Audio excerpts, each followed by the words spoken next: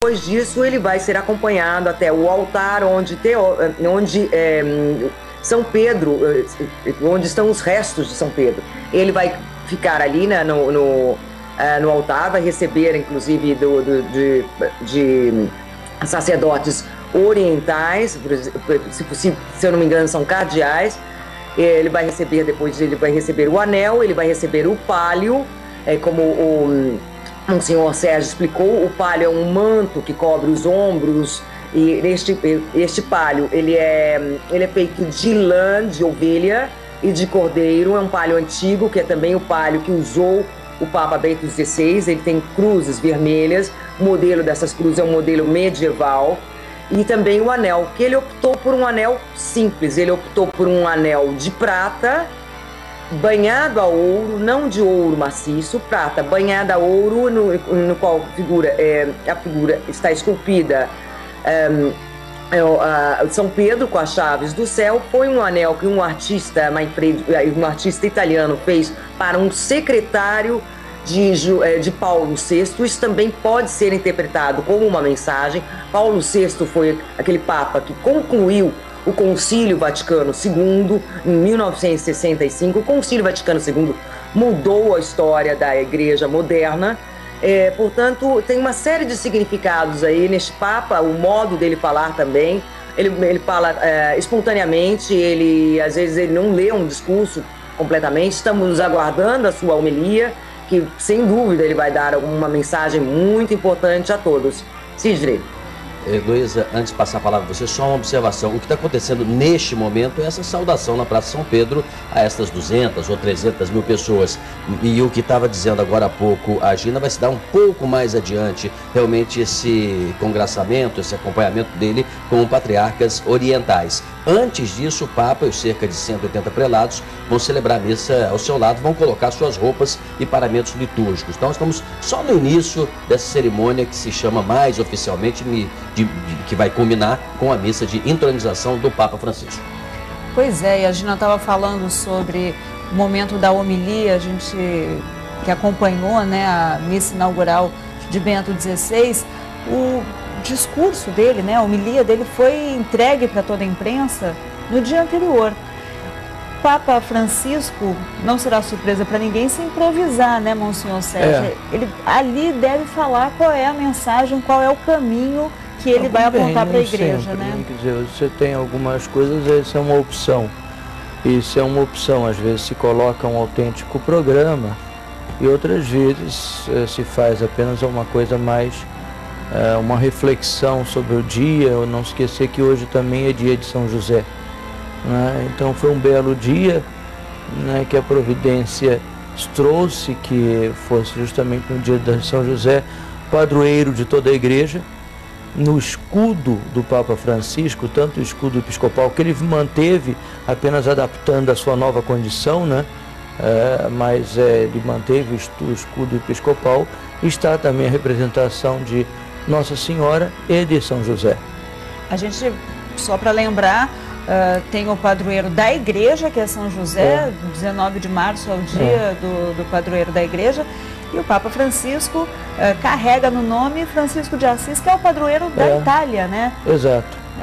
Para os italianos tem muita simbologia, né? Está sendo nesse dia a missa inaugural. O Papa Francisco já conseguiu conquistar muita gente naquele momento em que anunciou o nome, escolheu como Francisco o homenageado. Sem né? esquecer que ele tem também direito à cidadania italiana, né? Porque ele é filho, ele é argentino de primeira geração, ele é filho de italiano.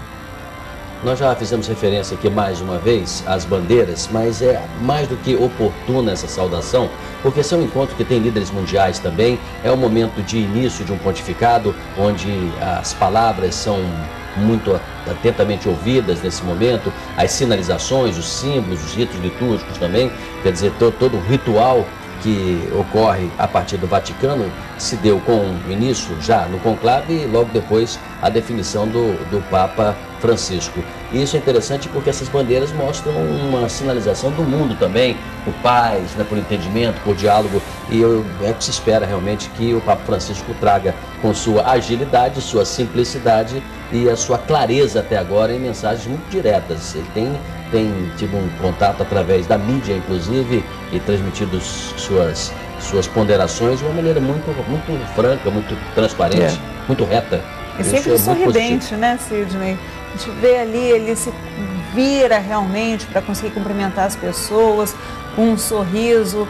A gente sente que as pessoas ficam tocadas com essa simplicidade realmente. É que ele também, ele sempre trabalhou, isso é uma coisa que a gente tem que também ter em mente, isso, que ele sempre trabalhou numa pastoral mais ativa, né? Sempre foi um homem da pastoral, sobretudo, né? Ele nunca foi um acadêmico, apesar de ter uma formação muito boa, uma formação intelectual muito boa, inclusive ele demonstra isso nos seus discursos. Pode-se encontrar também na internet com facilidade alguns vídeos dele, algumas palestras, entrevistas dele, né? Só colocar ali Cardenal Bergoglio, né? Eu tenho uma formação muito boa, mas não é propriamente um acadêmico, né? Como era Bento XVI, como também era o próprio João Paulo II. João Paulo II tinha uma atividade mista, ele teve uma atividade pastor muito intensa antes do pontificado, mas ele também era um acadêmico, era um professor universitário. Vamos provocar a Gina Marques mais uma vez aqui, devolvendo a ela a pergunta que a Luísa fez agora há pouco, Monsenhor Sérgio. Será que o Papa Francisco vai improvisar na homilia ou não? O que os italianos, a imprensa italiana, especialistas dizem por aí, Gina? O que se espera dessa missa que acontecerá daqui a pouco?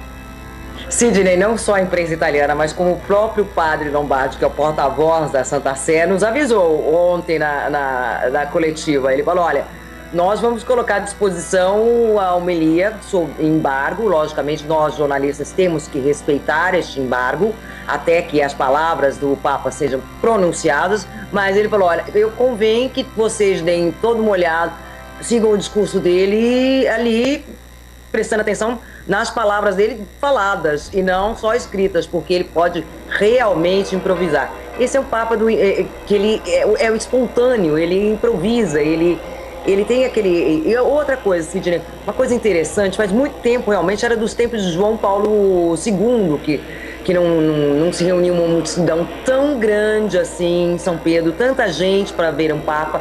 E outra, ele conquista realmente pela simpatia. Ainda não sabemos exatamente quais serão os primeiros caminhos dele, o que ele fará como primeiro, quem é que ele vai colocar, por exemplo, nos dicastérios, quem vai ser o secretário de Estado dele. Não sabemos nada disso ainda, Sidney. Gina. Mas para religiosos e não religiosos, ele conquista pela simpatia. Gina, a gente está vendo agora imagens muito interessantes, já o início de um canto, né, que marca já o começo da missa de inauguração deste pontificado. A gente vê autoridades reunidas ali, geralmente... São chamados patriarcas orientais. Não, ali são delegações, quer dizer, ali que primeiro apareceram, agora não cristãos, claramente. Aí nós temos delegações diplomáticas, coisas assim. Aí é importante enfatizar uma coisa, é que a Santa Sé, para esses momentos, ela não faz propriamente convite